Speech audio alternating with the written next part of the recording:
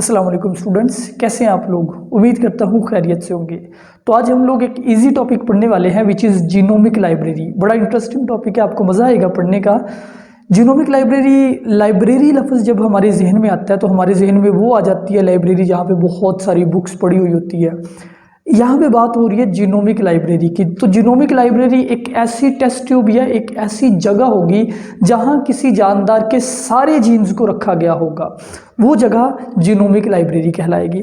अब जीन्स किस तरह रखे जाएंगे, अगर आप लोगों ने मेरा पिछला लेक्चर नहीं सुना पहले वो ज़रूर सुनिए, फिर आपको इसकी अच्छे से समझ आएगी कि जीन की क्लोनिंग कैसे करते हैं, जीन की कॉपीज़ कैसे बनाते हैं। उसमें मैंने रिकॉम्बिनेंट डीएनए टेक्नोलॉजी में आपको बड़े अच्छे से बताया हुआ है। आज बात करते हैं सबसे पहले जीनोम किसको कहते हैं। भाई जीनोम कहते हैं हम full set of jeans of an organism, यानी मेरे अंदर जितने भी जीन्स है वो मेरा जीनोम है, आपके अंदर जितने भी जीन्स है वो आपका जीनोम है। Genomic library is collection of bacterial और बैक्टीरियोफेजिस क्लोन। यानी फॉर एग्जाम्पल मैं अपने जीन की क्लोनिंग करना चाहता हूँ, मैं अपने जीन की लाइब्रेरी बनाना चाहता हूँ। मुझे क्या करना पड़ेगा, मुझे अपने जीन्स को, सारे जीन्स को ही बैक्टीरिया में डालना पड़ेगा। अब बैक्टीरिया डिवाइड करेगा तो ऑफ कोर्स साथ ही जो मेरा हर एक जीन है उसकी भी कॉपी बनती जाएगी। फिर बहुत सारे बैक्टीरिया बन जाएंगे, उन बैक्टीरिया को मैं क्लोन कहूँगा। हर बैक्टीरिया के पास मेरी जीन्स की कॉपीज़ मौजूद है। उस कलेक्शन को, उस बैक्टीरिया की या फिर बैक्टीरियोफेजिस की कलेक्शन को मैं क्लोन कहूँगा। कल के लेक्चर में मैं आप लोगों को बता चुका हूँ कि आप लोग दो तरीके से क्लोनिंग करते हैं जीन्स की। रिकॉम्बिनेंट डीएनए टेक्नोलॉजी करते हैं, पीसीआर करते हैं। और रिकॉम्बिनेंट डीएनए टेक्नोलॉजी में आप बैक्टीरियोफेज भी यूज़ करते हैं, बैक्टीरिया को भी यूज़ करते हैं। बैक्टीरियोफेजिस ऐसे वायरस जो बैक्टीरिया में रिप्रोड्यूस करते हैं, तो उनमें भी बाज़ का जीन्स की कॉपीज़ बनती है, कल बता चुका हूँ। अच्छा जी, कलेक्शन ऑफ बैक्टीरियल और बैक्टीरियोफेजिस क्लोन। ईच क्लोन, हर एक जो क्लोन है, containing a copy of particular DNA of a source, यानी जिस जानदार की, जिस सोर्स की आपने लाइब्रेरी बनानी है, हर एक बैक्टीरिया के पास, हर एक बैक्टीरियोफेज के पास उसकी एक पर्टिकुलर जीन की कॉपी मौजूद होगी। अब ये एक एग्जाम्पल के तौर पर आप ये देख रहे हैं कि कैसे जीनोमिक लाइब्रेरी बनाई जाएगी। फ़र्ज़ करें ये एक हाइपोथेटिकल ऑर्गेनिज्म है जिसमें आपको इस वक्त 1, 2, 3 एंड 4 जीन नज़र आ रहे होते हैं। वैसे तो जीन इससे ज़्यादा ही होते हैं, लेकिन ये मैंने काफ़ी सिंपल रखा है। आप पहले मरहले में क्या करेंगे, पहले मरहले में आप इन जीन्स को कटवाएंगे। कटवाने के लिए क्या यूज़ करेंगे, रिस्ट्रिक्शन एंजाइम। हर रिस्ट्रिक्शन एंजाइम जो है वो इस जीनोम को एक पर्टिकुलर पॉइंट से कट कर देगा। जैसे यहाँ पे कट किया जाएगा, यहाँ पे कट किया जाएगा, यहाँ पे। तो यूं ये जो चारों जीन्स है ये अलग अलग हो गए। यानी पहले स्टेप में आपने क्या यूज़ करने हैं, रिस्ट्रिक्शन एंजाइम। वो किसी भी जानदार के जीनोम को पीसीज में स्प्लिट कर देंगे। फिर आपने इन पीसीज को वेक्टर से जोड़ना है, यानी जिस रिस्ट्रिक्शन एंजाइम ने ये काटा है डीएनए, उसी से इस प्लाज्मिड को कटवाना है। और ये जो आप देख रहे हैं ये है प्लाज्मिड, तो प्लाज्मिड के साथ आपने किसको जोड़ दिया, उस पीस को। ठीक है, ये सब के सब रिकॉम्बिनेंट डीएनए बन चुके हैं। अब रिकॉम्बिनेंट, ये भी रिकॉम्बिनेंट, ये भी रिकॉम्बिनेंट। फिर इन सब को बैक्टीरिया में इंसर्ट करना है, कल के लेक्चर में बता चुका हूँ। बैक्टीरिया में इंसर्ट कर देंगे। अब ये मैंने रिकॉम्बिनेंट डीएनए यानी कि कह लें कि जीन्स जो है वो बैक्टीरिया में डाल दिए। अब बेटा बैक्टीरिया मल्टीप्लाई करने लगे। इस बैक्टीरिया के अंदर ये ब्लू रंग का जैसे जीन है, तो ये बैक्टीरिया डिवाइड हुआ तो जीन्स की भी 2 कॉपी बन गई। ये रेड कलर का जीन है, जीन 2, इसकी 2 कॉपीज इन 2 बैक्टीरिया में बन गई। ये ग्रीन कलर का जीन है, इसकी भी कॉपीज बन गई। ये मतलब बैक्टीरिया मजीद मल्टीप्लाई करते जाएंगे, करते जाएंगे। तो जितने बैक्टीरिया मल्टीप्लाई करेंगे हर बैक्टीरिया में जीन की कॉपी भी बनती जाएगी। यूं ईच एंड एवरी जीन, उसकी कॉपीज आपके पास बहुत सारी बन जाएगी। इस सारी बैक्टीरिया की कलेक्शन को मैं बोलूँगा जीनोमिक लाइब्रेरी। इसका फ़ायदा ये होता है कि साइंसदान जो है वो लेबॉर्ट्रीज़ में मुख्तलिफ जानदारों की लाइब्रेरीज़ बना के रख लेते हैं, ताकि ज़रूरत पड़ने पे अगर उनको किसी जीन की ज़रूरत पड़े तो वो उसके स्पेसिफिक जीन को निकाल के उसकी स्टडी कर सके। अब एक सवाल आता है कि जीनोमिक लाइब्रेरी में तो बहुत सारे क्लोन्स होते हैं, यानी बहुत सारे बैक्टीरिया होते हैं और सारा ही जीनोम होता है, तो आप एक पर्टिकुलर उसमें से डीएनए कैसे ढूंढते हैं। यानी मुझे एक ख़ास जीन की तलाश है पूरी लाइब्रेरी में से, मैं उसको कैसे ढूंढूंगा।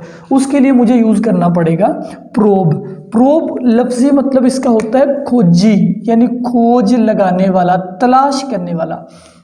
तो probe is a single stranded nucleotide sequence, ये सिंगल स्ट्रैंड का न्यूक्लियोटाइड होता है, यानी कि ये बाजू का डीएनए भी होता है, आरएनए भी होता है। प्रोब दोनों तरह के यूज होते हैं, डीएनए प्लस आरएनए भी। Sequence that will hybridize with certain piece of DNA.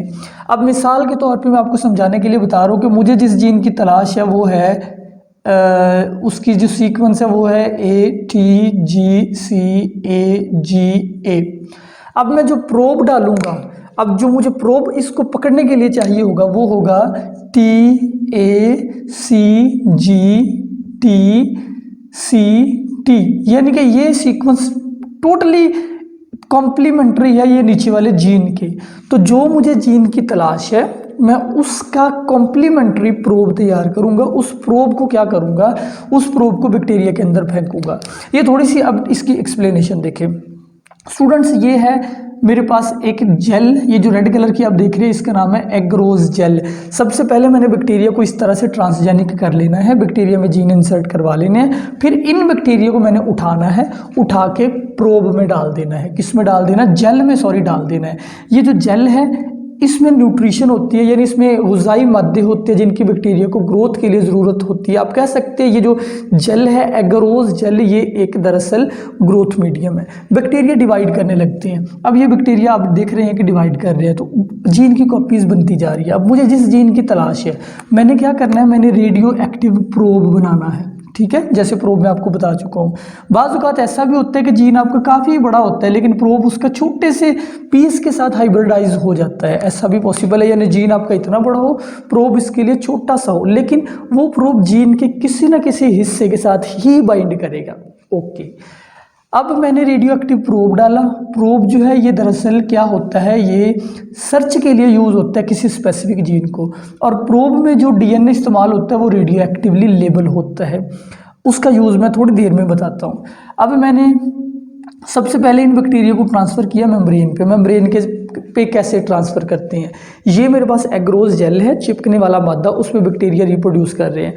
एक मेम्ब्रेन मैंने लेनी है, उस मेम्ब्रेन को ब्लॉटिंग मेम्ब्रेन कहते हैं।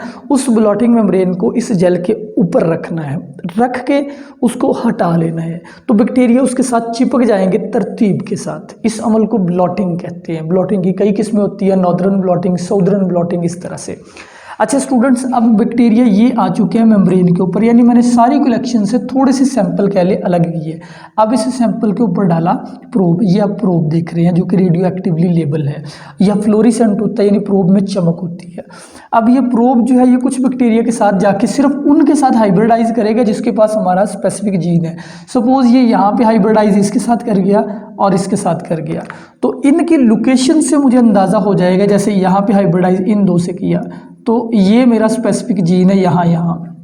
अब मैं क्या करूँगा, अब मुझे जीन्स नज़र आ जाएंगे। कैसे नज़र आ जाएंगे? क्योंकि जो प्रोब है ये मेरे डीएनए के साथ, जो मुझे जिसकी तलाश है उसके साथ जाके जुड़ चुका है।